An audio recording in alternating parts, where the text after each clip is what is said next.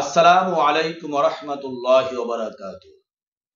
সুপ্রিয় দর্শক ও শ্রোতা, এতেকাফ আরবি শব্দ। এতেকাফের শাব্দিক অর্থ হচ্ছে স্থির থাকা, আবদ্ধ থাকা, অবস্থান করা।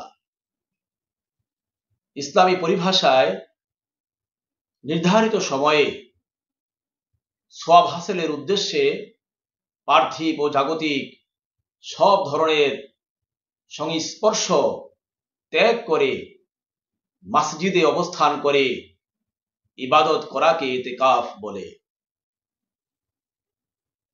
এতেকাফ 3 প্রকার। রমজানের শেষ দশকে এতেকাফ করা সুন্নাতে কেফায়া। এর বাহিরে যে কোনো সময় এতেকাফ করা নফল। আর নির্দিষ্ট মান্যত করে এতেকাফ করা হয় তা হলো ওয়াজিব। এতেকাফ করার ক্ষেত্রে রমজান মাসের 20 তারিখে সূর্যাস্তের আগে মসজিদে অবস্থান করতে হয়, আর শাওয়ালের চাঁদ দেখে মসজিদ থেকে বের হতে হয়।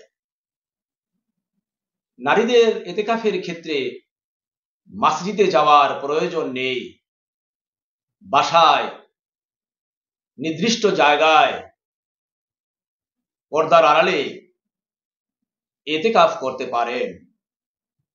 আমাদের প্রিয় নবী হযরত মুহাম্মদ সাল্লাল্লাহু আলাইহি ওয়াসাল্লাম স্বয়ং নিজে এতেকাফ করতেন, এতেকাফে বসতেন এবং সাহাবীদেরকে এতেকাফে বসার জন্য উৎসাহিত করতেন।